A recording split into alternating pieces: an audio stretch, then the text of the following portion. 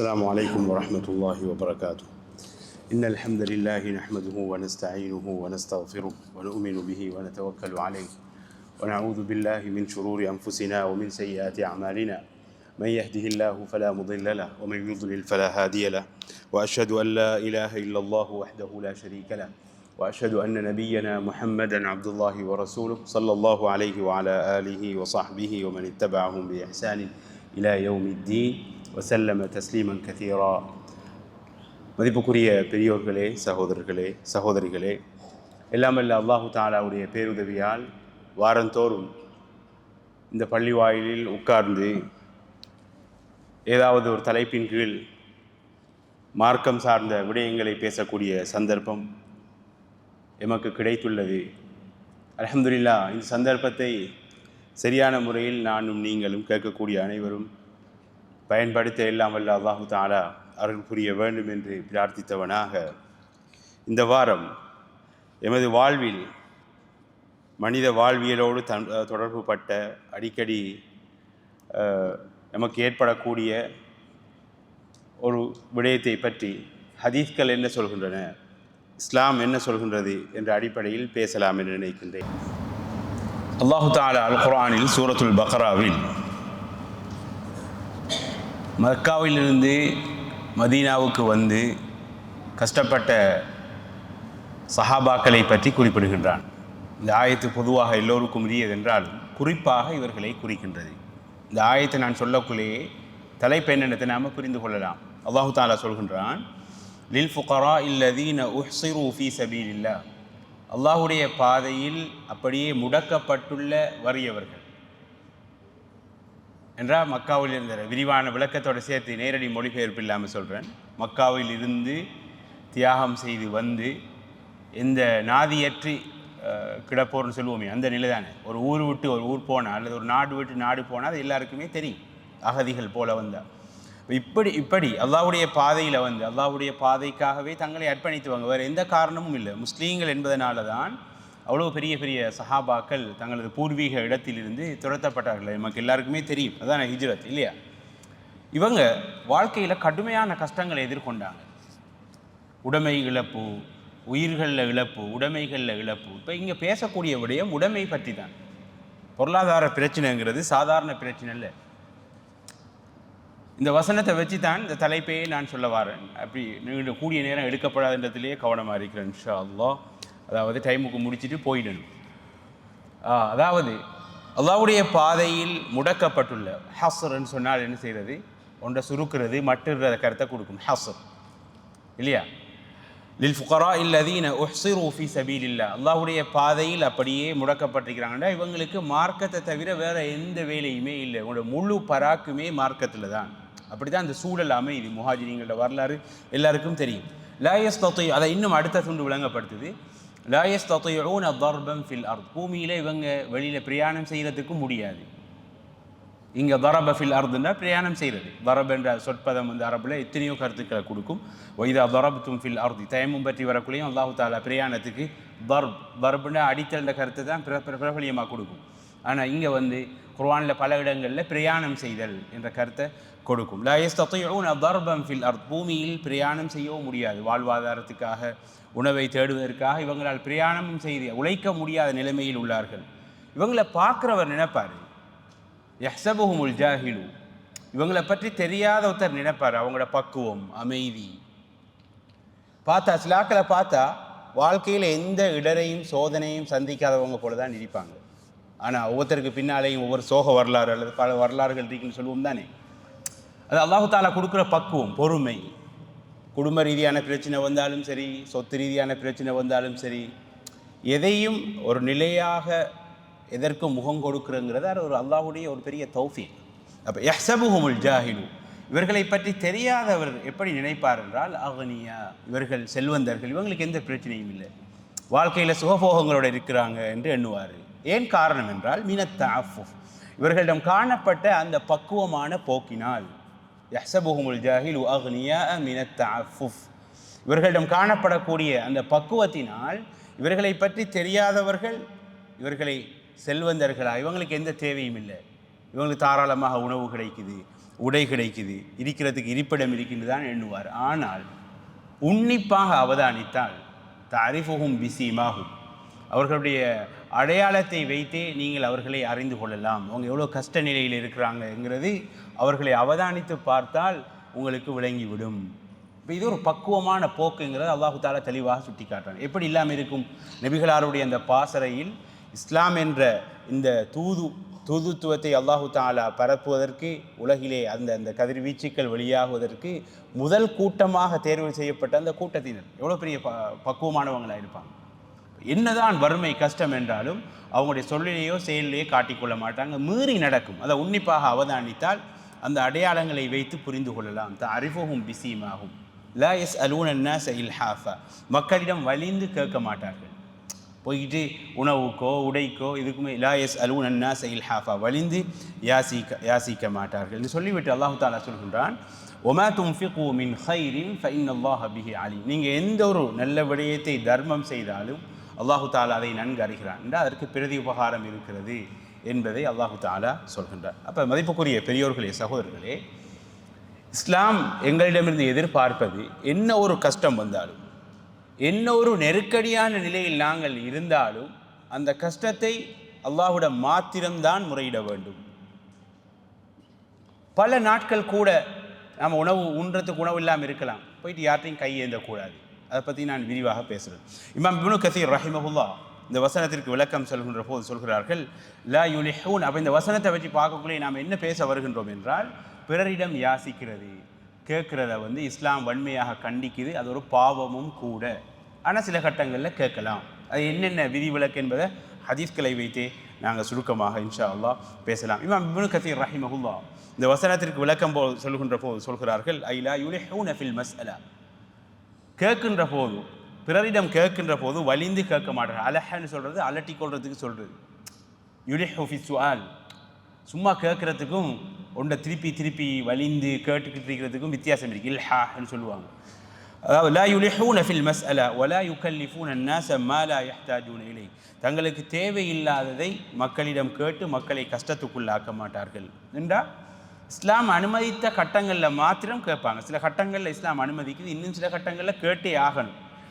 2-3 நாட்கள், ஒரு கிழமை எப்படி போக்குள்ள உணவே கிடைக்குதில்லை, முயற்சி செஞ்சு பார்த்தாரு, கேட்டால்தான் கிடைக்குமெண்டா கேட்கத்தான் வேண்டாம். உயிரை காக்கிறது கடமை, அது வேறு கட்டம், விதிவிலக்கு இருக்குது.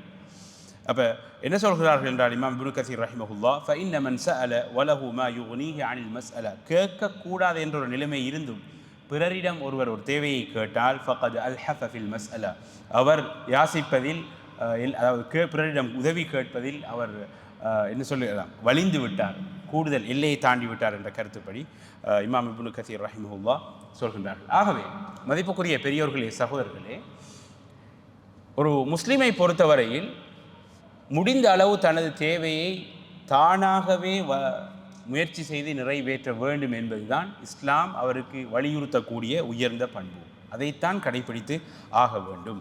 நபிகள் நாயகம் ஸல்லல்லாஹு அலைஹி வஸல்லம் சொல்கிறார்கள், புகாரி முஸ்லிமில் பதிவாகியுள்ள ஹதீஸிலே, லைஸல் மிஸ்கீனு பிஹாதா தவாஃப் அல்லதி யதூஃபு அலன் நாஸ் ஃபதருத்துஹு லுக்மத்து வல் லுக்மதான் வத்தம்ரத்து வத்தம்ரதான். ஏழைங்கிறது இந்த மக்களிடம் அப்படியே சுற்றி திரிந்து வார இந்த வறியவர் இல்லை. அவருக்கு என்னது, ஏதாவது ஒரு கவல உணவு அல்லது 2 கவலம் அல்லது ஒரு பேரித்தம்பளம் கிடைத்தால் அவர் தெரிந்து விடுவார். இவர் அல்ல உண்மையான வறியவர் என்பவர். அப்போ சஹாபாக்கள் கேட்குறாங்க, ஃபமல் மிஸ்கீனு யா ரசூலல்லாஹ், வறியவர் என்றால் யார் என்று கேட்குறாங்க. அப்போ ரசூலுல்லாஹி ஸல்லல்லாஹு அலைஹி வஸல்லம் சொல்கிறார்கள், அல்லதி லா யஜிது கினன் யுக்னி, போதுமான தனது அடிப்படை தேவைகளை நிவர்த்தி செய்யக்கூடிய அளவு போதுமான செல்வம் இருக்காது. நான் ஹதீஸ்களுக்கோ குர்ஆனுக்கோ நேரடியான மீனிங்கிறத விட கொஞ்சம் விளக்கத்தையும் சேர்த்து சொல்கிறேன், லேசாக விளங்கி கொள்றதுக்காக. அல்லது லா யஜிது கினன் யுக்னி, தனக்கு தேவையான அந்த தேவையை பெற்றுக்கொள்ள முடியாதவர். அதே சந்தர்ப்பத்தில் வலா யுஃப்தனு லஹு ஃபயுதஸத்தக அலைஹி, அவர் வெளியில் அவரை பற்றி மக்களுக்கு விளங்க மாட்டார். மேலே சொன்ன மாதிரி இந்த முஹாஜிரிங்களோட பக்குவம் என்ன, இவர் தனது வறுமை நிலையை எல்லாற்றையும் சொல்லிக்கிட்டும் இருக்க மாட்டார். அது ஒரு ஈமானிய பக்குவம்.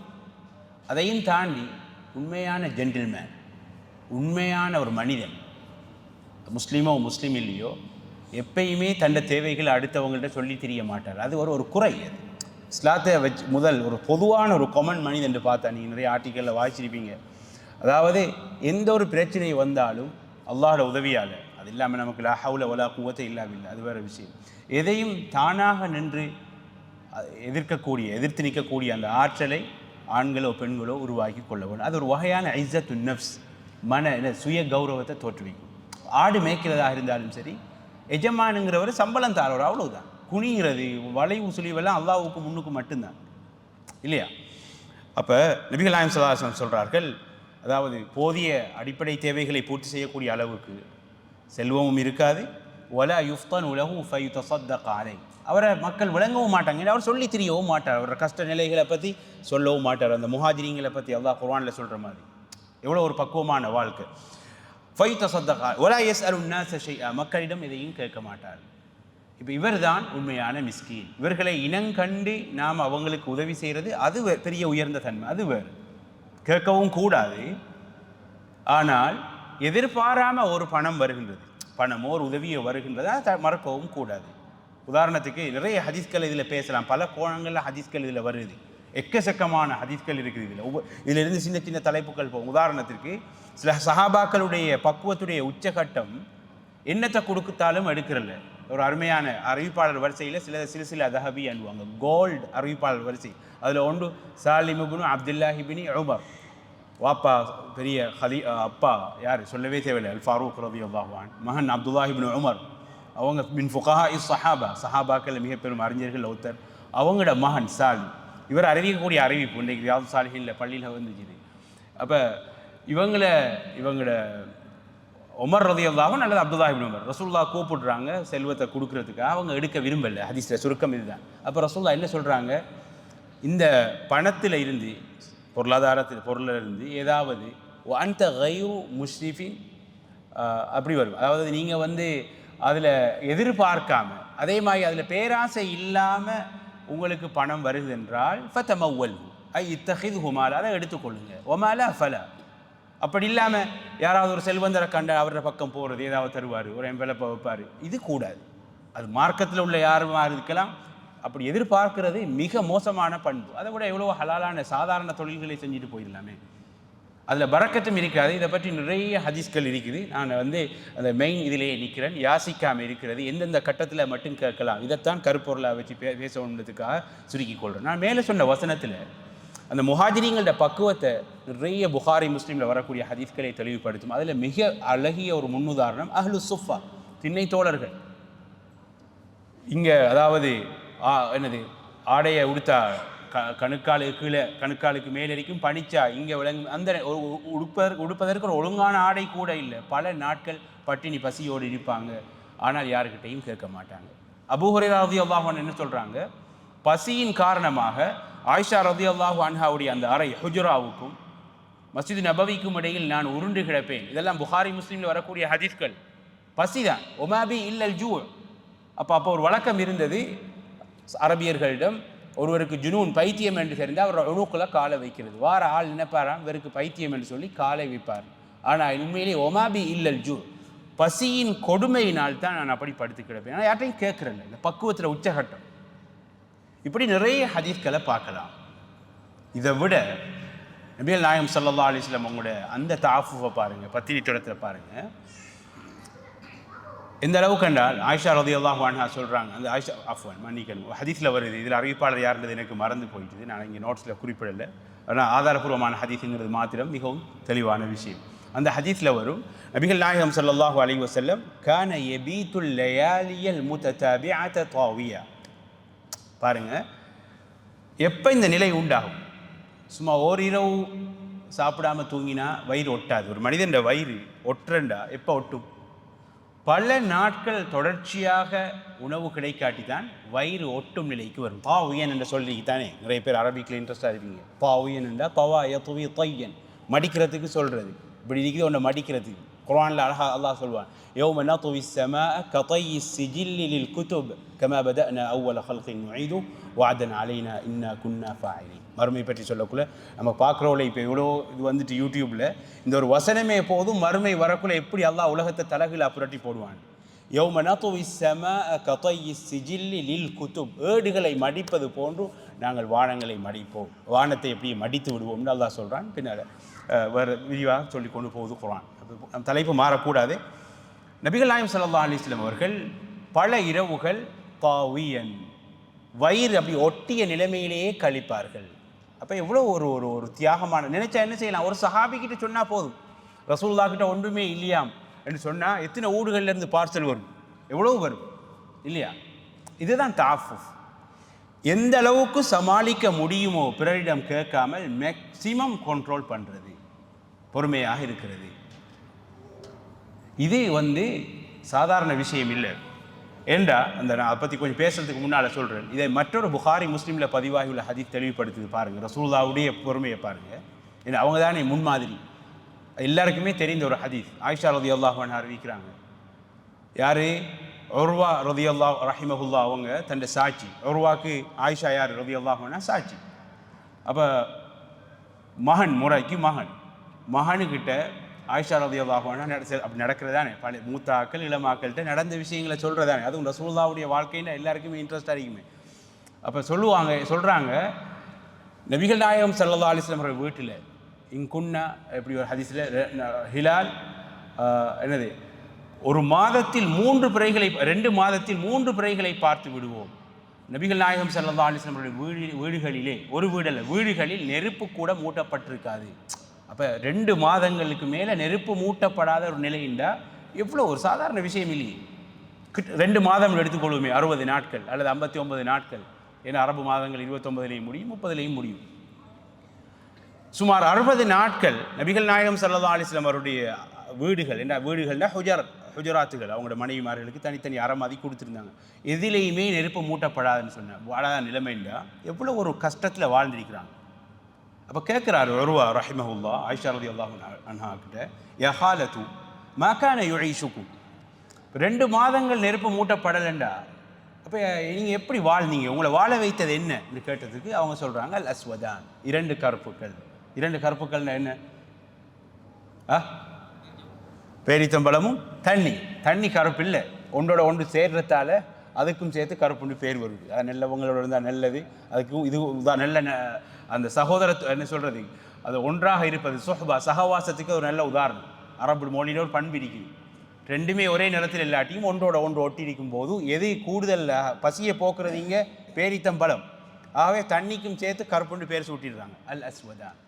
அப்போ நபிகள் நாயகம் ஸல்லல்லாஹு அலைஹி வஸல்லம் நினைத்திருந்தா ஒரு சஹாபிகிட்ட கூட கேட்டிருக்கலாம். அபூபக்கர் ரலியல்லாஹு அன்ஹு முறைக்கு மாமா, வேறு கபீலா. உமர் ரலியல்லாஹு அன்ஹு முறைக்கு மாமா, இவ்வளோலாம் நினைச்சா கேட்டிருக்கலாம். உஸ்மான் ரலியல்லாஹு அன்ஹு மருமகன், பெரிய செல்வந்தர், இப்படியெல்லாம் இருந்தும் யாருக்கிட்டையுமே எதுவும் கேட்கல. இது என்னென்னா, அதாவது சமாளிக்க முடியும் என்றால் சமாளித்தாக வேண்டும். இது இஸ்லாம் வலியுறுத்தக்கூடிய பண்பு, சாதாரண விஷயம் அல்ல. மதிப்புக்குரிய பெரியோர்களே, சகோதரர்களே, ஏனென்றா நபிகள் நாயகம் ஸல்லல்லாஹு அலைஹி வஸல்லம் அவர்கள் இதை போதனையாகவும் கூட சொல்கிறாங்க, செயல்லையும் செஞ்சு காட்டி. இப்போ உதாரணத்துக்கு அதுவும் புகாரி முஸ்லீமில் பதிவாகியுள்ள ஹதீஸ் தான். ஒரு சந்தர்ப்பத்தில் நபிகள் நாயகம் ஸல்லல்லாஹு அலைஹி வஸல்லம் அன்சாரிகளில் சிலருக்கு கொடுக்குறாங்க. பொதுவாக தெரியும், நபிகள் நாயகம் ஸல்லல்லாஹு அலைஹி வஸல்லம் அவர்கள் ஒரு ஜவாத், பெரிய ஒரு கொடைவள்ளல். நபிமார்களுக்குரிய உரித்தான பண்புகள் ஒன்று, கொடையில் உச்சகட்டத்தில் இருப்பாங்க. அவங்க கொடை கொடுப்பதை பார்த்தால் இவர் ஒரு நபிதான் என்பதை விளங்கிக் கொள்ளுவ அளவுக்கு அவங்களோட கொடைத்தன்மை இருக்கும். அப்போ நபிகள் நாயகம் ஸல்லல்லாஹு அலைஹி வஸல்லம் அவர்கள் அன்சாரிகளில் சில ஆட்களுக்கு கொடுத்தாங்க. பிறகும் கேட்டாங்க, 2வது தடவையும் கொடுத்தாங்க. திருப்பி 3வது தடவையும் கேட்குறாங்க. என்ன சொல்கிறாங்க, மா யகூனு இந்தி மின் கைர் ஃபலன் அத்தஹிரஹு அன்கும், ஏதாவது இருக்கும்னா நான் உங்களுக்கு தராமல் அதை சேமித்து வைக்க மாட்டேன் என்று இப்படி சொல்லிட்டு சொல்கிறாங்க. ஒமன் யஸ்தஅஃபிஃப் யுஇஃபஹுல்லாஹ், யார் பக்குவமாக வாழ்வதற்கு முயற்சிப்பாரோ, ஒமன் யஸ்தஅஃபிஃப் யுஇஃபஹுல்லாஹ், யார் பத்தினித்தனமாக பக்குவமாக வாழ்வதற்கு முயற்சிப்பாரோ யுஇஃபஹுல்லாஹ், அல்லாஹ் அவரை பக்குவமானவராக மாற்றுகின்றான். ஒமன் யஸ்தக்னி யுக்னிஹில்லாஹ், யார் பிறரிடம் கேட்காமல் தன்னைத்தானே போதுமாக்கி கொள்ள வேண்டும் ஒரு நிலையில் வாழ்வதற்கு முயற்சிக்கிறாரோ யுக்னிஹில்லாஹ், அல்லாஹ் அவரை செல்வந்தராக, அதாவது மன நிறைவாக்குன்றான். செல்வம்ங்கிறது கினன் நஃப்ஸ், மனதில் வரணும். மனதில் செல்வநிலை வராட்டி உலகத்தில் முதல் 5 பணக்காரர்கள் இருந்தாலும் மன நிறைவு வராது இல்லையா? அது எல்லாருக்கும் தெரிஞ்ச விஷயம். அடுத்தது ஒமன் யதஸப்பர் யுஸப்பிர்ஹுல்லாஹ், யார் பொறுமையை கடைப்பிடிக்க முயற்சிக்கிறாரோ, இந்த தஸப்பர் என்ற வார்த்தையும் அதுதான். எல்லாற்றையும் பொறுமை இருக்காது. ஒமன் யதஸப்பர் யுஸப்பிருஹுல்லாஹ், யார் பொறுமையாக இருப்பதற்கு முயற்சிக்கிறாரோ அல்லாஹ் அவரை பொறுமைசாலியாக மாற்றுகின்றான் என்று சொல்கிறாங்க. இந்த ஹதீஸ் நம்மளோட வாழ்க்கை தத்துவமாக அமையக்கூடிய முக்கியமான ஹதீஸ்களில் ஒன்று இல்லையா? இந்த ஒரு ஹதீஸை போதும் எவ்வளோ நேரம் நாம் பேசுகிறது. அப்போ இந்த இது போன்ற ஹதீஸ்களை ஒரு குடும்பத்தில் உள்ள ஆணும் பெண்ணும் சரியான முறையில் புரிந்து கொண்டால் அந்த குடும்பத்தில் நிம்மதி சர்வசாதாரணமாக எங்கும் நிம்மதியாக தான் இருக்குது. அடுத்த ஆக்களை பார்க்க தேவையில்லை, கூட நண்பர்களை பார்க்க தேவையில்லை, அல்ஹம்துலில்லாஹ் இருக்கிறத கொண்டு போதுமாக்கி கொண்டு நிறைவாக வாழ்கிறது. ஒமன் யதஸப்பர் யுஸப்பிருஹுல்லாஹ். ஏனெண்டா தனக்கு ஏற்படக்கூடிய கஷ்டங்களை எந்த அளவுக்கு தன்னாலேயே சமாளித்து அல்லாஹ்கிட்ட முறையிடுறது முயற்சிக்கணும். சோம்பேறியாகவும் இருக்கக்கூடாது. பொறுமை முக்கியம் என்று சொல்லி அப்படி இல்லை, தொழில் தார எல்லாரையுமே பழிச்சிக்கு அது கூடாது. அதை பற்றி நான் பேசுகிறேன் விரிவாக. இங்கே என்னென்றா ஒருத்தர் முயற்சிக்கிறார், அல்லாஹ்விடம் முதலாவது கேட்கணும், ரெண்டாவது முயற்சிக்கிறார், ஒன்றுமே கிடைக்குதில்லை, அதில் பொறுமை. ஒமன் யதஸப்பர் யுஸப்பிருஹுல்லாஹ். நபிகள் நாயகம் ஸல்லல்லாஹு அலைஹி வஸல்லம் சொல்கிறாங்க. எவ்வளோ அருமையான வசனம்னு பாருங்கள். ஒமா உஅதிய அஹதுன் அதாஅன் கைரன் வ அவ்ஸஅ மின ஸப்ர். அது முடிவு என்ன? மிகப்பெரிய கொடை என்ன தெரியுமா?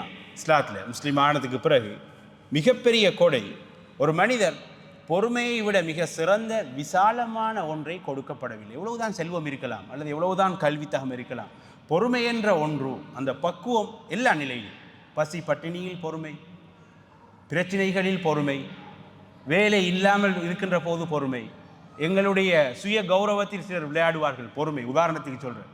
அல்லது நீங்கள் தெருக்களில் போக்கில் உங்களை பற்றி தெரியாதவங்க கிண்டல் பண்ணுவாங்க. எல்லாத்துக்குமே நபிகள் நாயகம் ஸல்லல்லாஹு அலைஹி வஸல்லம் அழகிய உதாரணமாக திகழ்ந்திருக்கிறாங்க. எங்களை விட எவ்வளோ குறைந்த ஒருவர் எங்களை மிக தாழ்வாக நடத்த முயற்சிப்பார். அதையும் மிகவும் நிதானமாக கையாளுறது பொறுமை.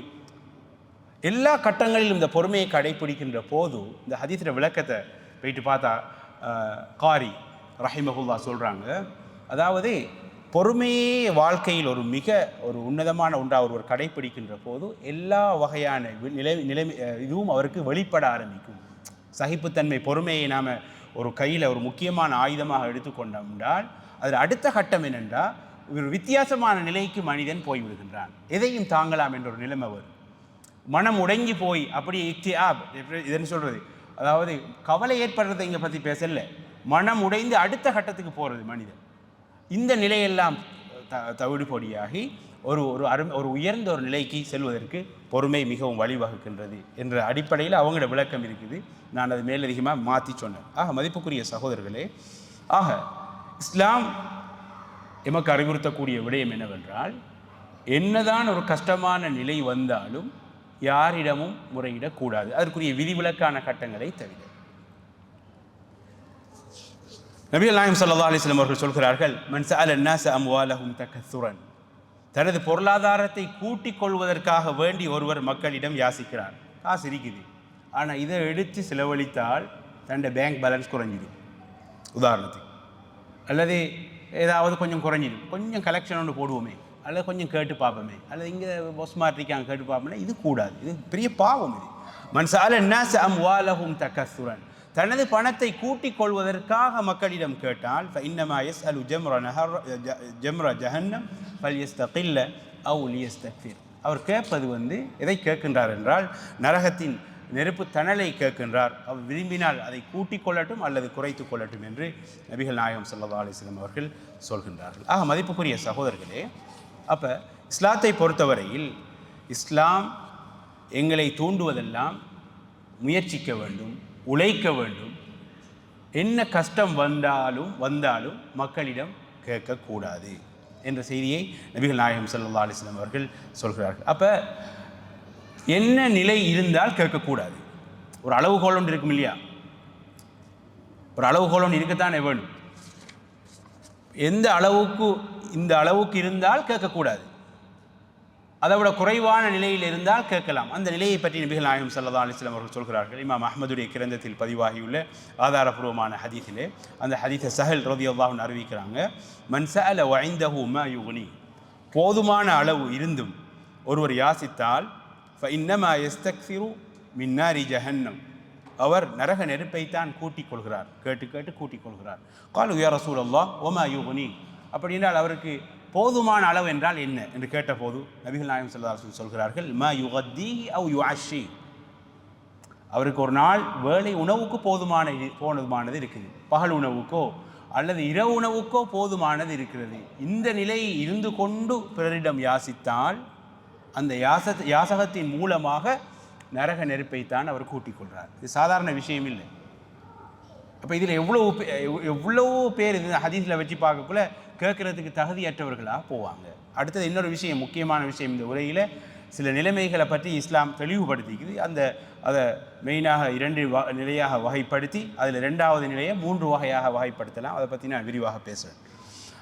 மதிப்புக்குரிய சகோதரர்களே, அப்போ என்ன சொல்ல வருகின்றது இஸ்லாம் என்றால், உழைக்க முடியும் என்றால் உழைத்து சாப்பிட வேண்டும், முடிந்த அளவுக்கு முயற்சிக்க வேண்டும், உழைத்து சாப்பிடுவது தான் சிறந்தது என்று நபிகள் நாயகம் ஸல்லல்லாஹு அலைஹி வஸல்லம் அவர்கள் மிகவும் வலியுறுத்தி இருக்கிறாங்க. உதாரணத்துக்கு ஒரு ஹதீஸை பாருங்கள், புகாரியில் பதிவாக இருக்குது.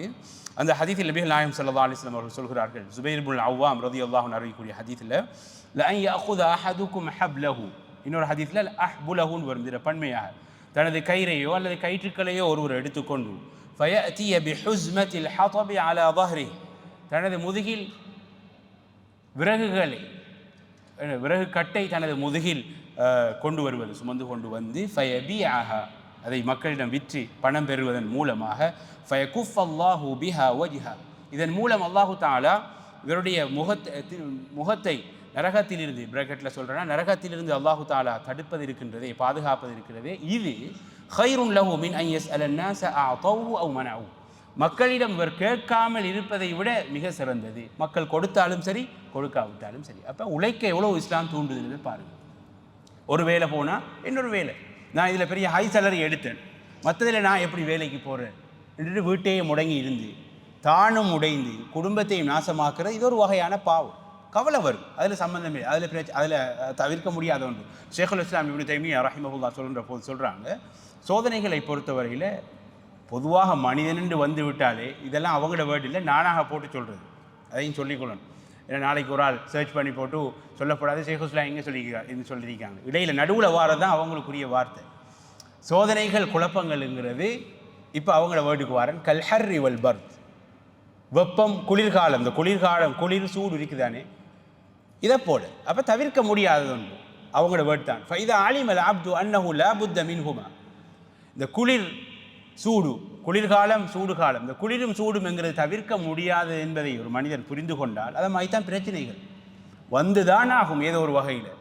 ஃபைன்னஹு லா யக்தம் வலா யஹ்ஸன், அப்போ அவர் கவலைப்பட மாட்டார், சஞ்சலப்பட மாட்டார்னா கவலை வரும், கவலையில் அந்த எல்லையை தாண்டி போக மாட்டார் என்ற அடிப்படையில் சொல்ல வராங்க. இஸ்லாம் எதை வலியுறுத்துது என்றால், என்னதான் கஷ்டம் வந்தாலும் முடியுமான அளவு தொழில் செய்து சம்பாதித்து சாப்பிட வேண்டும். நபிகள் நாயகம் ஸல்லல்லாஹு அலைஹி வஸல்லம் சொல்கிறாங்க, அதாவது புகாரி முஸ்லீமில் வரக்கூடிய ஹதீஸ், மா அகல அஹதுன் தஆமன் கத் கைரன் மின் அமல் யதி, தனது கையால் உழைத்து சாப்பிடுவதை விட சிறந்த ஒரு உணவை ஒரு மனிதன் சாப்பிடவே இல்லை. ஒரு மனிதன் சாப்பிடக்கூடிய உணவில் மிக சிறந்த உணவு அவனாக உழைத்து சாப்பிடுவது மிக சிறந்தது என்று சில நபிமார்கள்ட்ட உதாரணங்கள் சொல்கிறாங்க.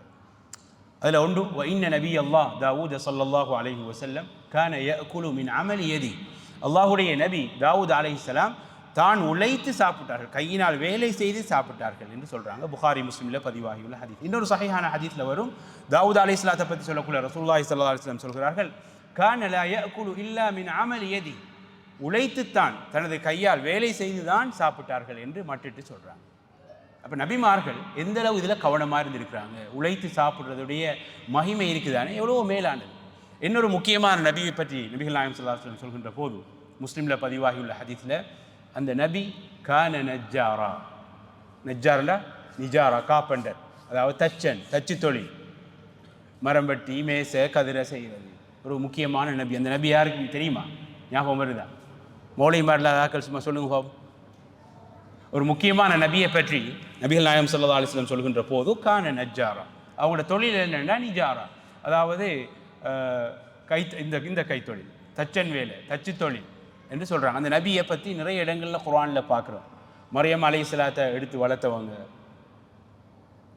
பிள்ளை நீண்ட காலம் இல்லாமல் கேட்ட துவாவை அல்லாஹ் அங்கீகரித்து மனைவிக்கு இருந்த மலட்டுத்தன்மையை போக்கி, வாஸ்லஹ்னா லஹு ஸௌஜா, கானத் ஆகிரன் லா தலிது ஃபவலதத். இப்னு அப்பாஸ் சொல்கிறாங்க ரலியல்லாஹு அன்ஹு, செஞ்சு கொடுத்தாங்க.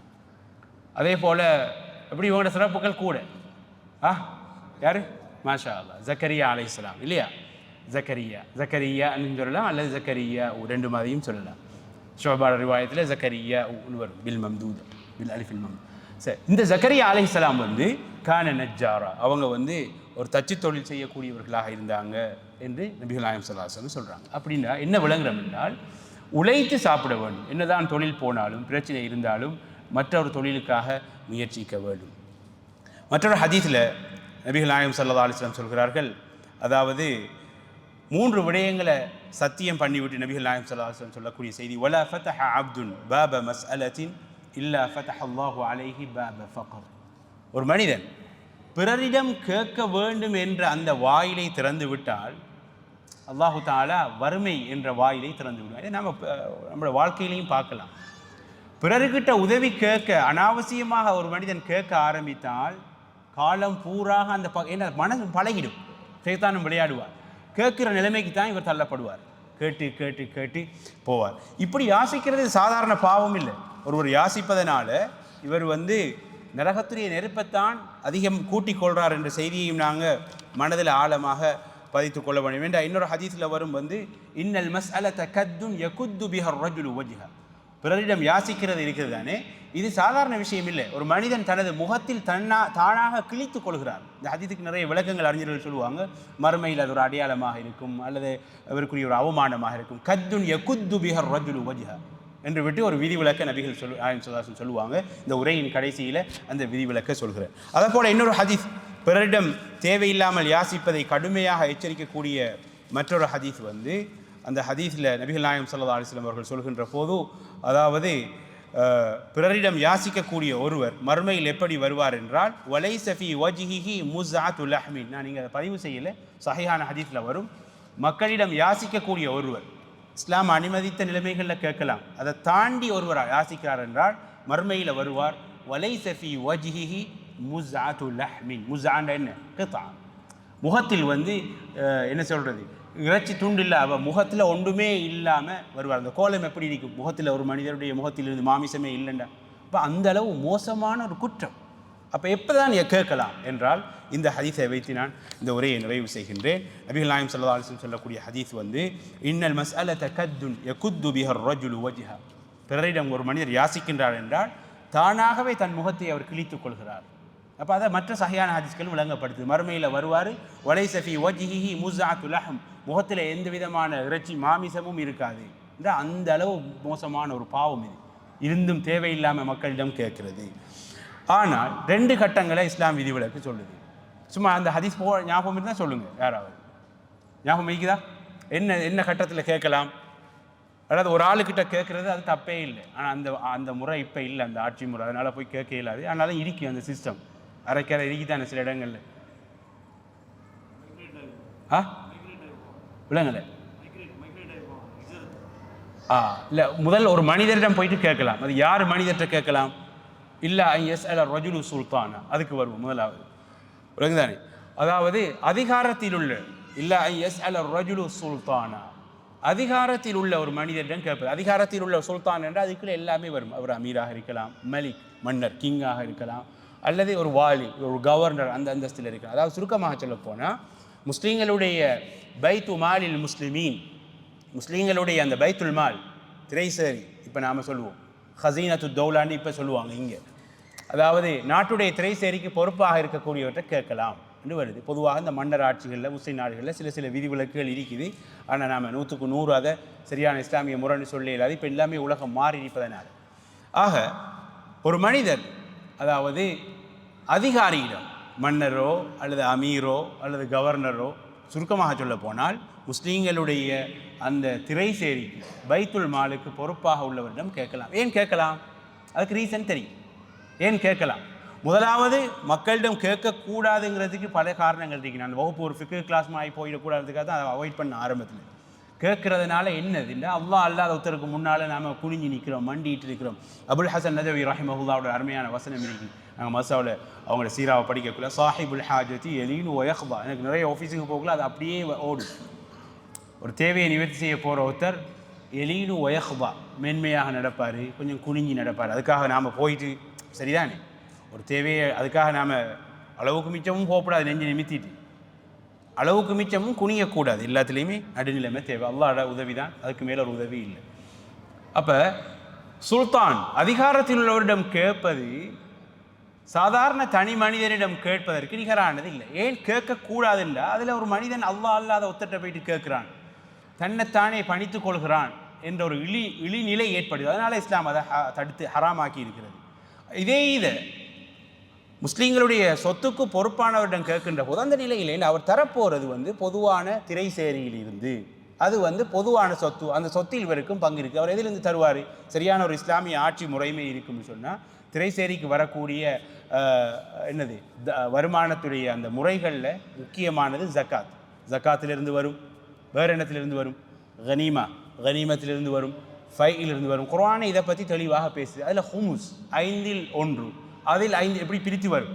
அதில் முஸ்லீம்களில் ஒல் மசாக்கீன் ஏழை எளியோருக்கு, மிஸ்கீன் என்றால் அவர்கிட்ட உணவு இருந்தாலும் போதாமல் இருக்குது, மக்கள்கிட்ட கேட்க இயலாது, பைத்துல் மாலில் கேட்கலாம். ஃபை என்றால் கனிமத்தில் மற்றொரு வகை, யுத்தம் இல்லாமல் அல்லாஹு தாலா தெளிவாகவே சூரத்துல் ஹஷரில் 2ஆம் பக்கத்தில் சொல்லுவான். அதுவும் முஸ்லீம்களுடைய திரைசேரிக்கு வரக்கூடிய சொத்து, அந்த வருமான முறைகளில் ஒன்று. அப்போ அதிலிருந்து பொறுப்பானவர் வாலியோ கவர்னரோ ஹலீஃபாவோ கொடுக்கலாம். ஆகவே இவர் கேட்பது பொதுவான சொத்து, அதில் ஒரு பங்கு தனக்கும் இருக்கின்றது என்ற அடிப்படையில் கேட்கிறார். ஆகவே இவர் தவறு செய்யவில்லை, கேட்கலாம். இல்லை ஐஎஸ் அல ரஜுலு சுல்தானா, அதிகாரியிடம், சம்பந்தப்பட்டவரிடம், அந்த அந்த பொறுப்பில் உள்ளவரிடம் ஒரு மனிதன் கேட்டாலே தவிர இது யாசகமாக கொள்ளப்படாது. அடுத்தது முக்கியமான ஒன்று, சரி, இந்த சுல்தானுக்கிட்ட போய் கேட்குறேன்னு சொல்லும்போது அவுனுல் மாபூத் என்று சொல்லக்கூடியது சுனன் அபீ தாவூதுடைய விரிவுரை நூட்களில் ஒன்று. அதன் ஆசிரியர் சொல்கிறாங்க, அதாவது செல்வ நிலையில் உள்ள ஒருவர் கூட சுல்தானிடம் போயிட்டு கேட்கலாம். போதிய வருமானம் இருக்குது, ஆனால் தனக்கு கொஞ்சம் வேணும், பணம் வேணும் என்று போய் கேட்கலாம். இது யாசிக்கிறதா போகாது. ஏன்னா இவரும் ஒரு பொது மனிதர், அது ஒரு பொது சொத்து, இவருக்கும் ஜக்காத், ஃபை, கனிமத், இப்படி இந்த இதிலிருந்து ஹுமுஸ் 5 1 பங்கு கொடுக்கப்படக்கூடியவர்களுக்கு இவர் வருவதனால் இவர் கேட்கலாம் என்று மிக தெளிவாக அறிஞர்கள் விளக்கி இருக்கிறாங்க. இது முதலாவது நிலை. இல்லா ஐஎஸ் அல ரஜுலு சுல்தானா, ஒரு மனிதன் சுல்தானிடம் சென்று கேட்பது. 2வது நிலை, அதற்கு கீழ் 3 நிலை வரும். أو في مسألة إلا أن يسأل الرجل سلطانا أو في أمر لا بد منه, தவிர்க்க முடியாத ஒன்றுக்காக கேட்பது. இதை மனசில் பதிச்சுட்டா காலம் பூராது ஞாபகம் நிற்கின்றதுக்காக திருப்பி சொல்கிறேன். கேட்குறதுக்கு இஸ்லாம் அனுமதித்த நிலைகளை 2 வகையாக பிரிக்கலாம். முதலாவது அதிகாரியிடம், இந்த வாலியோ அவற்றை போயிட்டு கேட்கறது, அல்லது தவிர்க்க முடியாத ஒரு நிலை என்று சொல்கிறோம் தானே, அந்த நிலைகள் என்ன? அது 3 நிலைகளாக சுருக்கமாக பிரிக்கலாம். அந்த அவுஃபி அம்ரின் லா புத்தமின், கட்டாயம் கேட்டே ஆக வேண்டும் என்ற அந்த நிலைக்கு போய் கேட்கலாம். அந்த நிலை என்ன? அதை பற்றி முஸ்லீமில் வரக்கூடிய கபீசா ரலியல்லாஹு அன்ஹு அவர்களுடைய ஹதீஸ் தெளிவுபடுத்துகின்றது. கட்டாயமான அந்த விடயம், அதுக்கு கேட்கலாம். அது செல்வந்தராக இருந்தால் கூட கேட்கலாம். அதில் செல்வந்தரும் அடங்குவார், சில நிலைமைகளில் வறியவரும் வருவார். கபீசத்து பினுல் முஹாரிக் ரலியல்லாஹு அன்ஹு அவங்க சொல்கிறாங்க, அதாவது இன்னல் மஸ்அலத லா தஹில்லு இல்லா லி அஹதி ஸலாஸா, பிறரிடம் உதவி கேட்பது என்பது 3வரில் ஒருவர், இந்த 3வரில் ஒருவருக்கு அன்றி வேறு யாருக்கும் கூடாது. இந்த 3 நிலைமைகளில் மாத்திரம்தான் கேட்கலாம். ஒருவர் ரஜுலுன் தஹம்மல ஹமாலா, என்ன செய்கிறார்?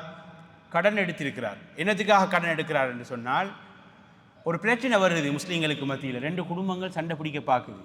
இவர் சாதாரணமாக உழைக்கிறவர் தான், ஆனால் அந்த பிரச்சனையை தீர்த்து வைக்கிறதுக்காக கொஞ்சம் பணம் தேவைப்படுது. அதுக்கெல்லாம் உதாரணம் சொன்னால் டைம் அதுக்கே போயிடும். உதாரணத்துக்கு நம்ம சிம்பிளாக எடுத்துக்கொள்வோமே, ஊரில் ஒரு பிரச்சனை வர பார்க்குது, அதை தீர்த்து வைக்கிறண்டா இவர் கொஞ்சம் பணம் செலவழித்து ஆகணும். அதற்காக கடன் பெற்று டக்குன்னு போய் அந்த ஏதோ ஒரு செட்டில்மெண்ட் செஞ்சு அந்த பிரச்சனையை, சில பிரச்சனைகள் கொலைக்கு கூட கொண்டு ஊற்றும். அப்போ அதை தீர்த்து வைக்கிறது மிகப்பெரிய நன்மையான விஷயம். அதை இந்த மனிதர் செஞ்சிருக்கிறார். இஸ்லாம் எங்கே பார்க்குதுன்னு பாருங்கள், சமூக அக்கறையை எந்த அளவு இஸ்லாம் பார்க்குது. இவ்வளோ ஒரு அருமையான உயர்ந்த மார்க்கம். ரஜுலுன் தஹம்மல ஹமாலா, கடன் பெற்றிருக்கிறார். கடன் என்னக்குள்ளே இதுக்கு கீழேலாம் நிறைய ஃபிக்ஹ் மசாலாக்கள் இருக்குது. நான் அந்த சடைவு விதி வஞ்சி தான் அவாய்ட் பண்ணுறேன். ரொம்ப அருமையான ஹதீஸ். ஹமாலான்னு சொன்னால் ஒன்று தை, கடன் பெறுறது, அல்லது தியா. நிறையவே நடக்கும். ஒருத்தரை கொலை செய்கிறது, தியத்துக்கு, அதெல்லாம் நிறைய பிரச்சனைகள். இன்றைக்கு நீங்கள் லைவாகவே நிறைய உண்மையாக நடந்த சம்பவங்களை யூடியூபுகளிலே பார்க்கலாம், இந்த நாடுகளில், வேறு சவுதி போன்ற நாடுகளில். அப்போ பிரச்சனை வராமல் ஒரு சீர்திருத்தம் செய்வதற்காக ஒருவர் கடன் பெற்றிருக்கிறார். இவர் செல்வந்தராக இருந்தாலும் அந்த கடனை மீளப் பெறுவதற்காக போய் இவர் கேட்கலாம். இது யாசகமாக கொள்ளப்படாது. அதே போல ரஜுலுன் தஹம்மல ஹமாலத்தன் ஃபஹல்லத் லஹுல் மஸ்அலா ஹத்தா யுஸீபஹா சும்ம யும்சி. அது கிடைச்சதுக்கு அப்புறம் அதோட விட்டுறணும். அதை தாண்டினா குற்றமாக போகும்.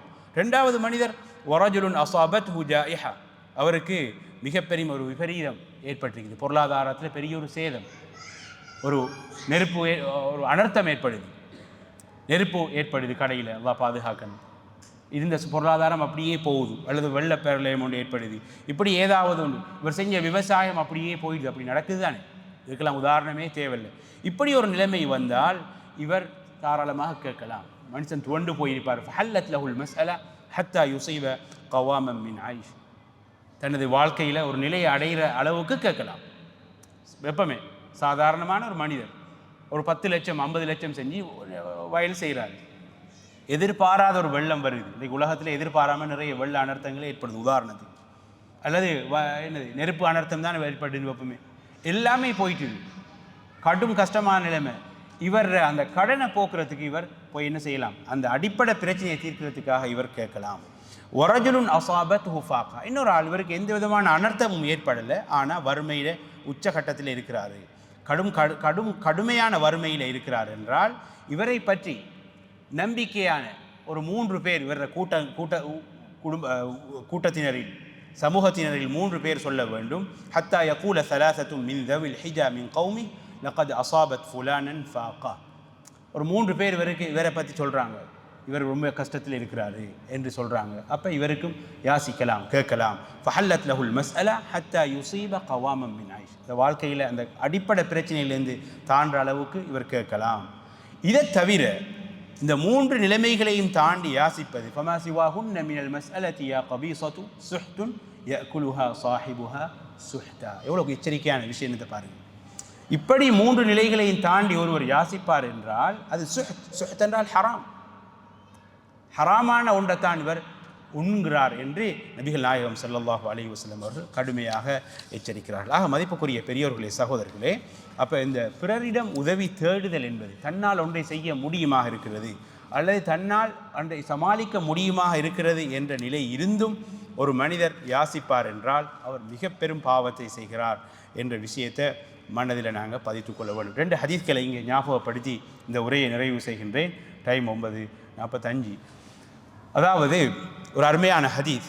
அந்த ஹதீஸில் முஸ்லீமில் பதிவாகி உள்ள ஹதீஸில் நபிகள் நாயகம் ஸல்லல்லாஹு அலைஹி வஸல்லம் என்ன செய்கிறாங்கன்றா, சில சஹாபாக்களிடம் உறுதிமொழியை எடுக்கிறாங்க.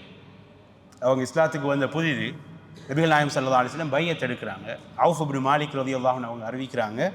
என்ன சொல்கிறாங்கன்றா, குன்னா இந்த ரசூலுல்லாஹி ஸல்லல்லாஹு அலைஹி வஸல்லம் 9 أو 8 أو 7, நாங்கள் 9 பேர் அல்லது 8 பேர் அல்லது 7 பேர் நபிகள் நாயகம் ஸல்லல்லாஹு அலைஹி வஸல்லம் அவர்களிடம் இருந்தோம். அப்போ நபிகள் நாயகம் ஸல்லல்லாஹு அலைஹி வஸல்லம் கேட்குறாங்க, அலா துபாயிஊன ரசூலல்லாஹ் ஸல்லல்லாஹு அலைஹி வஸல்லம், நபிகள் நாயகம் ஸல்லல்லாஹு அலைஹி வஸல்லம் அல்லாஹ்வுடைய தூதருக்கு நீங்கள் உறுதிமொழி அளிக்கக்கூடாதா, பையத் செய்யக்கூடாதா என்று நபிகள் நாயகம் ஸல்லல்லாஹு அலைஹி வஸல்லம் கேட்குறாங்க. அப்போ அது பெரிய ஒரு ஹதீஸ், அதில் சுருக்கத்தை சொல்கிறேன். ஃபபஸத்னா ஐதியனா, நாங்கள் அப்போ கரங்களை நீட்டினோம், பையத் செய்வதற்காக நீட்டினோம். குல்னா, நாங்கள் சொன்னோம், கத் பாயஅனாக யா ரசூலல்லாஹ் ஃபஅலாம நுபாயிஉ, ஏற்கனவே நாங்கள் உங்களுக்கு உறுதிமொழி தந்துட்டோம். என்ன உறுதிமொழி?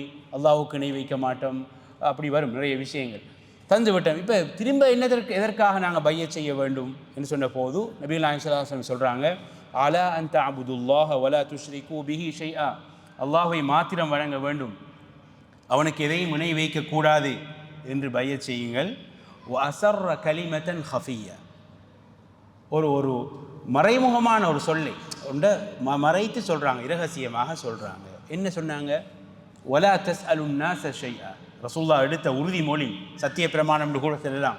இஸ்லாத்துக்கு வந்திருக்கிறீங்க, முஸ்லீம்களாக இருக்கிறீங்க, அல்லாஹ்வை மாத்திரம் வணங்கணும், இணை வைக்கக்கூடாது, அப்படி நிறைய விஷயங்கள் வரும். அதில் இன்னும் சொல்கிறாங்க, அந்த பையத்தில் ரசூலுல்லாஹ் எடுக்கிறாங்க, வலா தஸ்அலுன் நாஸ ஷைஆ, மக்களிடம் எதையும் கேட்கக்கூடாது, காசு மட்டும் இல்லை, எதை ஒரு வேலையை என்னால் செய்ய முடியும் என்றால், உதாரணத்துக்கு தண்ணி பாட்டில் அவட தெரிக்குது, என்னால் எழும்பி போய் எடுக்க இயலும் என்றால், பிரதர் ஷேக் அதை எடுத்தாங்கன்னு கேட்குறது சரியான பக்குவம் இல்லை. அதை ஏன்டத்தை நான் சொல்கிறேன். நாம் என்ன செய்வோம்? சாஞ்சிக்கிட்டு இருந்தால் நம்மளோட நண்பர் தான் வாராரு, ஓகே, இது நான் ஓவராக பேசலை, ஹதீஸை வச்சு பேசுகிறேன். நம்மளோட நண்பர் தான் வராரு, அந்த டிஷ்யூவை கொஞ்சம் எடுத்தாங்கன்னு கேட்குறது ஓவர். நம்மளை தாண்டி வடியை பார்க்குது, கேட்குறோம் நியாயம். நோய் எலும்பிக்கொள்ளையில் அது வேறு விஷயம். ஏலும் கேட்கக்கூடாது, அதுதான் சரியான பக்குவம், சரியான இஸ்லாம். அப்போ இது சாதாரண ஒரு பொருளையே இதை எடுத்தாங்க, அதை எடுத்தாங்கன்னு கேட்குறதே இஸ்லாம் வரவேற்கலைன்னா காசு கேட்குறது எவ்வளோ பெரிய பாவம். அப்போ ரசூலுல்லாஹ் சொல்கிறாங்க, வலா தஸ்அலுன் நாஸ ஷைஆ, மக்களிடம் எதையும் கேட்க மாட்டோம் என்று உறுதிமொழி தாருங்கள். அப்போ இந்த ஹதீஸ் அறிவிக்கக்கூடிய அறிவிப்பாளர் சொல்கிறார், فَلَقَدْ رَأَيْتُ بَعْضَ أُولَٰئِكَ النَّفَرَ يَسْقُطُ صَوْتُ أَحَدِهِمْ فَمَا يَسْأَلُ أَحَدًا يُنَاوِلُهُ إِيَّاهُ. இந்த ஹதீஸ் அறிவிக்கக்கூடிய அறிவிப்பாளர் சொல்கிறாரு, அந்த சஹாபாக்களில் சிலரை பார்த்துருக்கிறேன், அவங்களோட ஒருத்தருடைய அந்த சவுத்துண்டா என்ன சொல்கிறது, சாட்டை இல்லையா, அடிக்கிற மாதிரி இருக்குமே, அடிக்கிற மாதிரில அடிக்க பயன்படுத்துகிறது தான், அது அப்படி கீழே விழும். ஆனால் ஃபமா யஸ்அலு அஹதன் யுனாவிலுஹு இய்யா, யார்கிட்டையும் அதை எடுத்தாங்கன்னு கேட்க மாட்டார், அவரே போய் அதை எடுத்துக்கொள்வார். அந்தளவு பக்குவம். யார்கிட்டையும் கேட்கறலன்னா எதையும் கேட்கறல, தவிர்க்க முடியாத ஒரு நிலை வருவதென்றால் கேட்பது. இதில் இன்னொரு விஷயத்தை நாம் கவனிக்கணும். நான் ஏற்கனவே பேசின விஷயத்தோட தொடர்புபடுத்துகிறேன். சிலருடைய வரட்டு பிடிவாதத்தினால் தனது குடும்பத்தையே அழிக்கக்கூடிய நிலைமைக்கு போவார். நல்லா அறிந்திருப்பார், பொருளாதாரத்தோட சோதனை வந்துட்டு யாருக்கிட்டையுமே கேட்கறலன்னு சொல்லி தானும் நோயாளியாகி பிள்ளைகளையும் நோயாளியாக்கி இப்படி ஒரு நிலைமைக்கு போகிறது இதுவும் கூடாது. ஏன்னா கஃபாபில் மர்இ இஸ்மன் அன் யுதைய மன் யகூத், ஒரு மனிதன் பாவியாகிறதுக்கு தான் யாருக்கு உணவளிக்க வேண்டுமோ அவங்கள உதாசீனம் செய்கிறதே மிகப்பெரிய பாவம். இந்த ஹதீஸில் மற்ற சில வடிவங்கள் அறிவிப்பாளர் வரிசையில் விமர்சனம் இருக்குது. ஆனால் இந்த ஹதீஸ் ஆதாரபூர்வமானது. இதை இன்னுமே உறுதிப்படுத்தக்கூடிய ஹதீஸ்கள் இருக்குது. உதாரணத்துக்கு, அல்லாஹும்ம இன்னி உஹர்ரிஜு ஹக்கல் யதீமை ஹக்கல் ضعيفை, யா அல்லாஹ் இரு பலவீனமானவர்களுடைய அல்லாஹ் என்னது உரிமையை நான் பாவமாக்குறேன். ஐ உல்ஹிகுல் இஸ்ம பிமை யுதையு ஹக்கஹுமா, இந்த பலவீனமான இரு வர்க்கத்தினர் அவர்களுடைய உரிமையை யார் பால்படுத்துகின்றார்களோ அவர்களை நான் குற்றவாளியாக ஆக்குறேன் என்று சொல்லி ரசூலுல்லாஹ் சொல்கிறாங்க. அல் யதீம் வல் மர்ஆ, அனாதை பெண், இப்படி இது மாதிரி நிறைய ஹதீஸ்கள் வரும். ஆகவே கேட்கறது கூடாது என்று தவறாக புரிந்து கேட்க முடியுமான நிலைமையிலிருந்து கேட்காமல் நோயுற்று மரநிலைக்கு போகிறதும் பாவம். நான் ஏற்கனவே எப்பப்போ எந்த நிலைமையில் கேட்கக்கூடாது என்ற விஷயத்தையும் பேசியிருந்தோம். ஆக மதிப்புக்குரிய சகோதரர்களே, கடைசியாக 2 ஹதீஸ்களில் 2வது ஹதீஸை சொல்லி நிறைவு செய்கின்றேன்.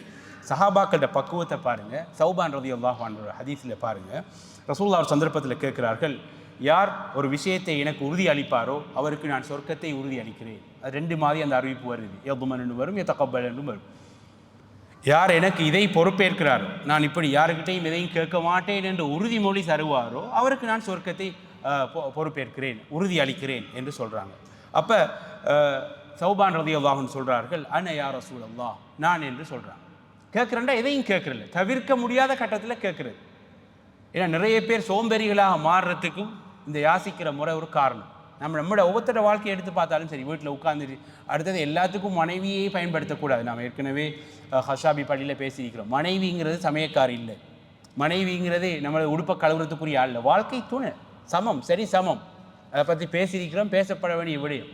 நிறைய நம்மளோட புரிதல் என்னென்னா மனைவிங்கிறது சமைக்கிறதுக்குரிய ஆள் என்று, அது மிக தப்பான ஒரு புரிதல். சமைத்து தருகின்றார் என்றால் அது அவர்களுடைய உயர்ந்த பண்பு. ஆனால் பொதுவாக சமூகம் எப்படி பார்க்குது என்றால் சமையலுக்கு பொறுப்பானவர் மனைவின்னு பார்க்குது. அப்போ தனது வேலைகளை தானே செய்ய வேண்டும் என்பதில் ஒரு முஸ்லீம் கவனமாக இருக்க வேண்டும். அதாவது சௌபான் ரலியல்லாஹு அன்ஹு இவங்களை பற்றி அறிவிக்கக்கூடிய அறிவிப்பாளர் சொல்கிறார், ஃபருப்பமா சகத சௌத்து சௌபான் வஹுவ அலா பைரி. சௌபான் ரலியல்லாஹு அன்ஹு ஒட்டகையில் இருந்து கொண்டிருக்கக்கூடிய சந்தர்ப்பத்தில் அவர்களுடைய அந்த சவுக்கு கீழே விழுந்து விடும்.